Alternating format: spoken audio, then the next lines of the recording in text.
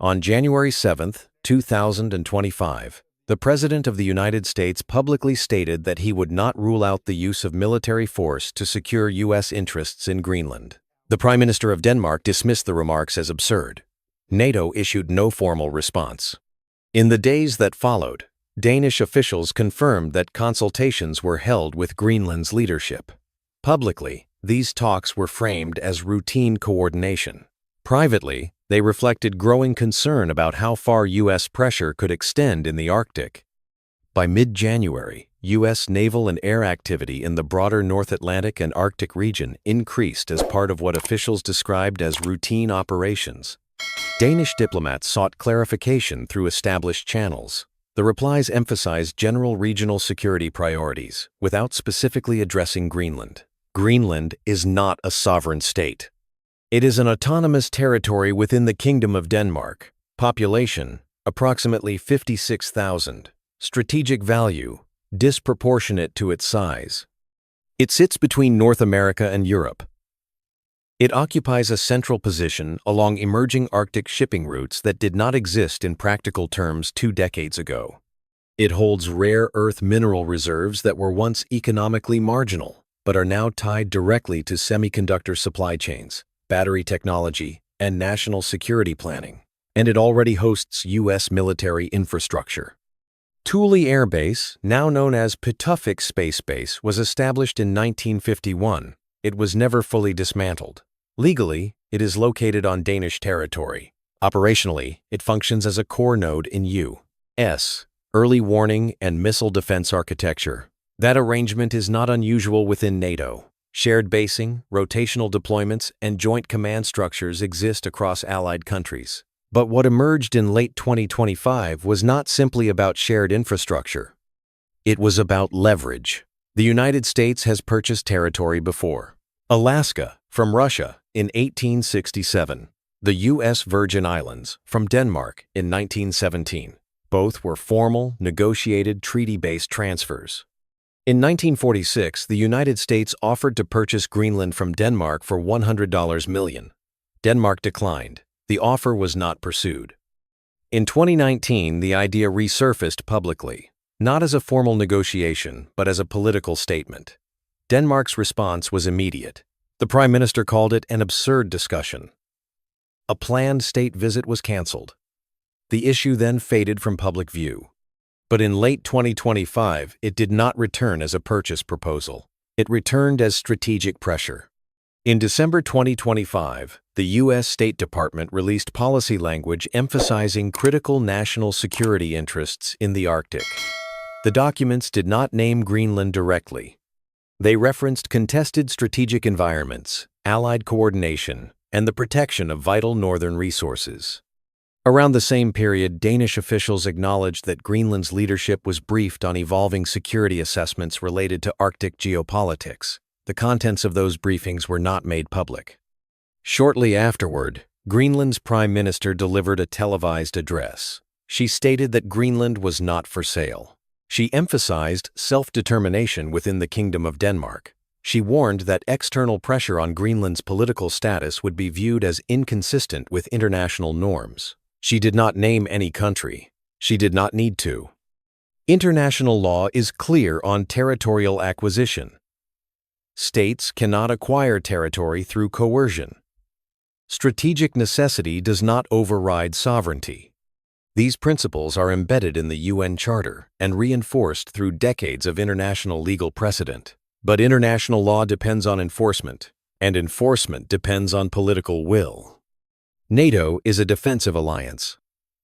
Article 5 governs collective defense against external attack. But NATO's framework offers little guidance for situations in which pressure or competing interests arise between allied members themselves. That limitation has been tested before. In 1974, Turkey intervened militarily in Cyprus. Greece, also a NATO member, mobilized. NATO did not invoke Article 5. The alliance mediated, but it had no internal mechanism to compel either side. The lesson was structural. When disputes occur between alliance members, NATO does not fracture. It pauses. And in that pause, power dynamics shape outcomes. By early 2026, U.S. officials publicly announced plans to expand Arctic defense cooperation involving Greenland-based infrastructure. The statements referenced enhanced radar coverage, increased rotational presence, and expanded joint training. The announcements emphasized cooperation with local authorities in Greenland, while also noting that arrangements would continue to involve the Kingdom of Denmark. Danish officials acknowledged being informed of these developments. Greenland's government stated that discussions were under review and that constitutional processes within the kingdom would apply. Reports in diplomatic and security circles suggested that operational arrangements were being discussed in ways that blurred traditional lines between local autonomy and national authority. No formal treaty transferring sovereignty was signed. No public agreement redefining Greenland's status was announced. But operational control and legal sovereignty began to diverge. Sovereignty is legal. Control is operational. A territory can remain sovereign on paper, while external actors expand functional authority over airspace, ports, and strategic infrastructure. International law recognizes sovereignty. It does not always prevent shifts in control. That pattern has historical precedent. In parts of Georgia and Moldova, Russia supported separatist administrations while maintaining military infrastructure. Legally, those territories remained part of their recognized states. Operationally, they functioned under external influence. The international community condemned the arrangement. But reversing it would have required escalation that no one was prepared to pursue. The Greenland situation followed a different political context but a similar structural logic. Separate legal authority from operational influence. Maintain cooperation. Preserve ambiguity. By mid-January 2026, Danish officials spoke publicly about constitutional integrity. Greenland's leadership emphasized self-determination and the right to shape its security relationships. U.S. officials framed developments as modernization of Arctic defense. None of these positions directly contradicted each other, but they did not fully align. That gap became the space where pressure operated. Denmark faced constraints. It could not easily confront its most powerful NATO ally. Greenland faced economic and security dependencies. The United States faced reputational limits on overt coercion, so the system adjusted without open confrontation.